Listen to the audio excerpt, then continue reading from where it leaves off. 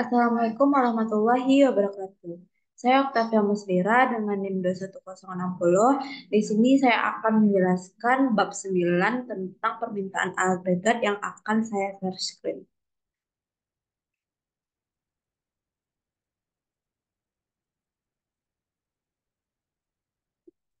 Baiklah, pada materi kali ini saya akan menjelaskan tentang permintaan agregat 2.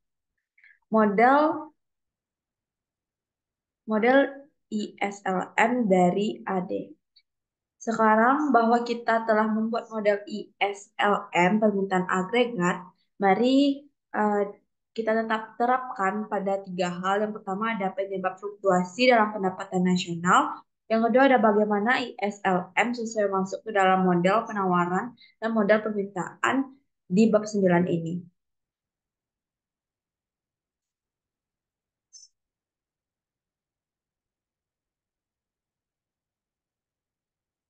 Perpotongan kurva IS dan kurva LM menentukan tingkat pendapatan nasional dan tingkat bunga untuk tingkat harga tertentu. Jika kurva IS atau LM bergeser, ekuilibrium perekonomian persen angka dan pendek berubah, dan pendapatan nasional berfluktuasi. Mari kita memeriksa bagaimana perubahan kebijakan dan guna atau ekonomi dapat menyebabkan kurva dan kurva ini bergeser. Bagaimana kebijakan fiskal menggeser kurva IS dan mengubah ekuilibrium jangka pendek. Berarti kenaikan belanja pemerintah ini akan menaikkan tingkat pendapatan sebesar sigma G dibagi satu dikurang MPC. Berikut ini adalah kurva IS bergeser ke kanan sebesar sebesar rumus yang ditentukan yang menaikkan pendapatan dan tingkat bunga. Min sigma T misalkan penurunan pajak sebesar sigma T ini akan menaikkan tingkat pendapatan sebesar sigma T dikali MPC per 1 dikurang MPC. Kurva IS bergeser ke kanan sebesar sigma T dikali MPC per 1 dikurang MPC yang menaikkan pendapatan dan tingkat bunga. Bagaimana kebijakan moneter menggeser kurva LM dan mengubah ekuilibrium jangka pendek? Berikut penjelasan yang akan saya jelaskan. Positif sigma M misalnya peningkatan jumlah uang beredar. Kurva LM bergeser ke bawah dan menurunkan tingkat bunga yang menaikkan pendapatan. Mengapa? Karena ketika bank sentral em, meningkatkan jumlah uang beredar, masyarakat memiliki uang lebih banyak daripada yang ingin mereka pegang dan tingkat bunga yang berlaku. Hasilnya mereka mulai mendepositokan uang tambahan ini di bank atau menggunakannya untuk membeli obligasi. Tingkat bunga R lalu turun sampai orang mau memegang semua uang tambahan yang yang bank sentral keluarkan. Ini membawa pasar uang ke equilibrium baru. Tingkat bunga lebih rendah lalu mempengaruhi pasar barang. Tingkat bunga lebih rendah menstimulasi investasi yang direncanakan, yang yang meningkatkan pengeluaran yang, yang direncanakan produksi dan pendapatan Y. Model ISLM menunjukkan bahwa kebijakan moneter mempengaruhi pendapatan dengan mengubah tingkat bunga. Kesimpulan ini memperluas analisis kita tentang kebijakan moneter di bab 9. Dalam bab itu kita menunjukkan bahwa dalam jangka pendek, tiga harga kaku ekspansi jumlah uang beredar meningkatkan pendapatan tapi tidak eh, mendis- mendiskusikan bagaimana ekspansi moneter menimbulkan belanja barang dan jasa lebih banyak proses yang disebut mekanisme transmisi moneteri. Transmission mm, model ISLM menunjukkan bahwa peningkatan jumlah uang beredar menurunkan tingkat bunga yang menstimulasi investasi dan lalu memperbesar permintaan terhadap barang dan jasa.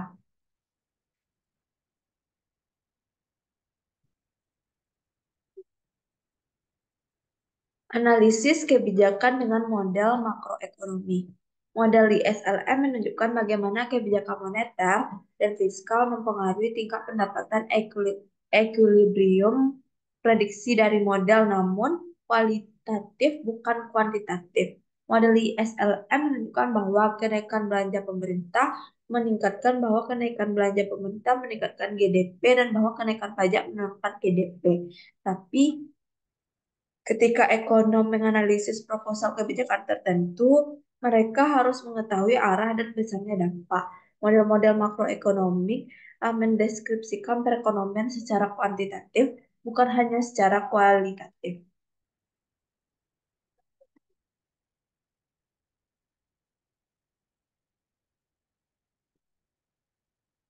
Di SLM sebagai teori permintaan agregat. Dari SLM ke AD, mungkin melihat dari diagram IS dan LM bahwa R dan Y ada pada dua sumbu. Sekarang kita akan membawa variabel ketiga, tingkat harga P ke dalam analisis. Kita dapat melakukannya dengan menghubungkan kedua grafik dua dimensi. Untuk menderivasi AD, mulai pada titik A di grafik atas, sekarang naikkan tingkat harga dari P1 ke P2. Kenaikan P menurunkan nilai keseimbangan uang real dan Y, menggeser LM ke kiri ke titik B. R meningkat. Karena R meningkat, kita tahu investasi akan menurun.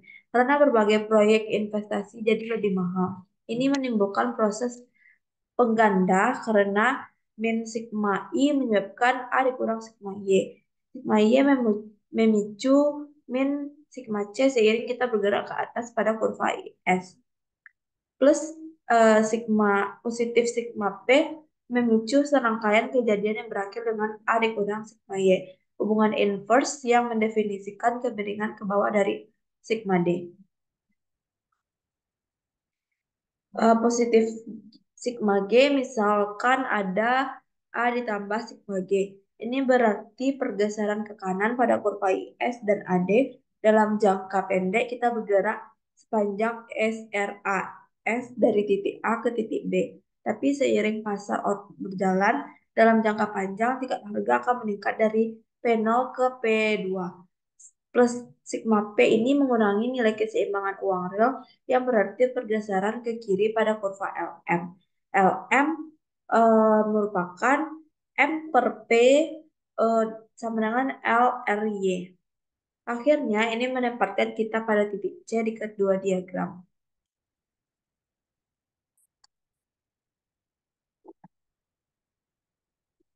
Dampak jangka pendek. Sekarang waktunya menentukan dampak pada variabel perekonomian untuk variabel Y, P, dan R. Anda dapat membaca dampak pada diagram tersebut. Y plus karena Y bergerak dari Y ke Y aksen. P 0 karena harga kaku pada SR.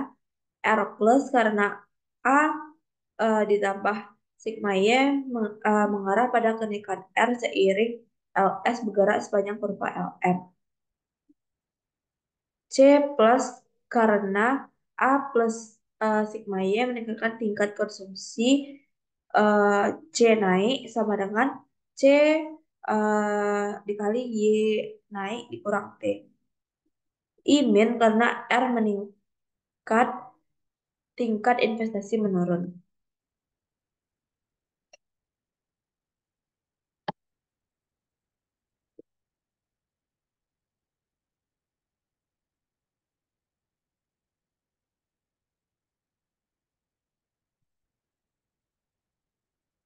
Dan untuk variabel Y, P, dan R eh, akan kita akan membaca dampaknya pada diagram.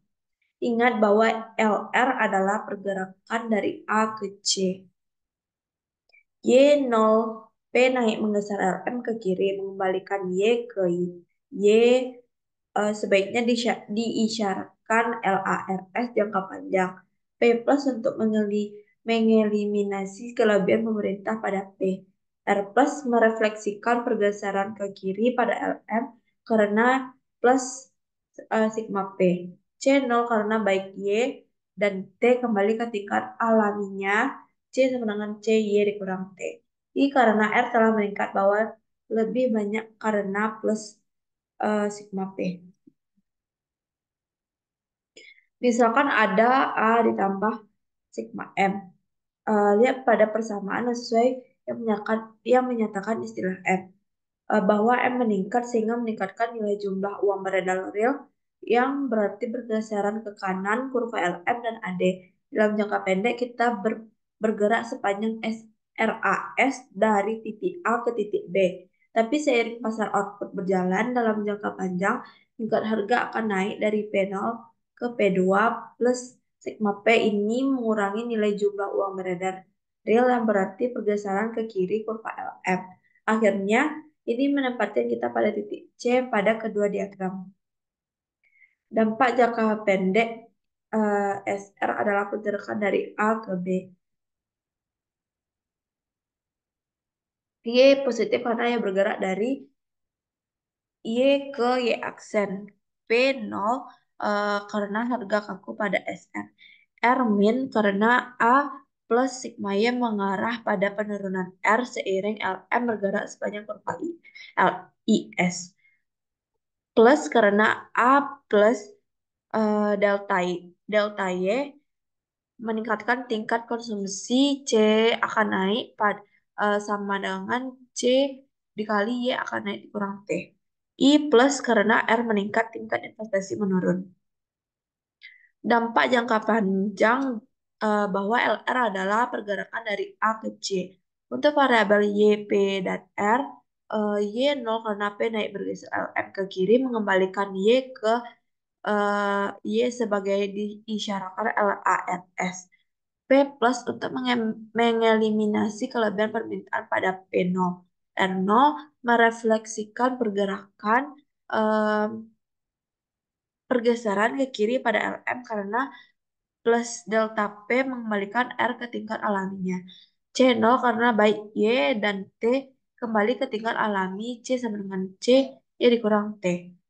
I 0 karena Y atau R tidak berubah. Perhatikan satu-satunya dampak LR dari peningkatan jumlah uang beredar adalah kenaikan tingkat harga. Bagaimana jika ada peningkatan belanja konsumsi otonom? Yang, per- yang pertama, delta C menyebabkan kurva IS bergerak ke kanan ke IS. Yang kedua, menimbulkan pergeseran ke kanan dari AD ke AD. Yang ketiga ada delta P menyebabkan LM panel bergeser ke kiri ke LM P2 karena penurunan nilai jumlah uang beredar real. Perhatikan seperti kurva berikut, ini merupakan jangka pendek dan jangka panjang. Hipotesis pengeluaran atau spending hipotesis penyebab penurunan adalah pergeseran kontraktif pada kurva IS. Hipotesis uang atau money hipotesis mencoba menjelaskan dampak dari penurunan historis jumlah uang beredar 25% dari 1929 sampai 1933 di mana pengangguran naik dari 3,2% ke 25,2%. Beberapa ekonom mengatakan deflasi memperburuk depresi besar. Mereka berpendapat deflasi membuat kemerosotan ekonom tipikal pada 1931 menjadi periode pengangguran tinggi dan pendapatan merosot belum pernah menjadi sebelumnya. Efek Pigou. Pada model ISLM, penurunan harga meningkatkan pendapatan uang tiap jumlah uang beredar M. Tingkat harga lebih rendah berarti keseimbangan uang real lebih tinggi. M per P kenaikan keseimbangan yang uang real menyebabkan pergeseran ekspansif pada kurva LM yang mengarah pada pendapatan lebih tinggi. Cara lain di mana penurunan harga peningkatan pendapatan disebut efek Pigou atau Pigou Effect. Pada dekade 1930-an, ekonom Arthur Pigou menunjukkan bahwa keseimbangan uang real adalah bagian dari kekayaan rumah tangga seiring harga turun dan keseimbangan uang real naik. Rumah tangga meningkatkan pengeluaran konsumsi mereka dan kurva IS bergeser ke kanan. Teori deflasi utang. Ada dua teori untuk menjelaskan bagaimana penurunan harga dapat mengurangi pendapatan bukan meningkatkannya.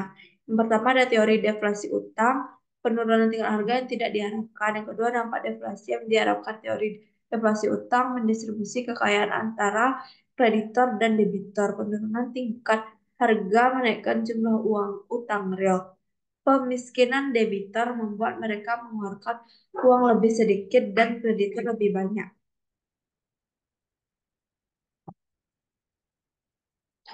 Deflasi yang diharapkan dalam model ISLM. Deflasi yang diharapkan nilai positif dari Pi pangkat C menaikkan tingkat bunga real untuk tiap tingkat bunga nominal dan ini mengurangi pengeluaran investasi. Pengurangan investasi menggeser kurva IS ke bawah tingkat mendapatkan dan tingkat bunga nominal I turun dari tingkat bunga real R naik. Baiklah, sekian dari yang saya jelaskan pada bab 9 ini. Assalamualaikum warahmatullahi wabarakatuh.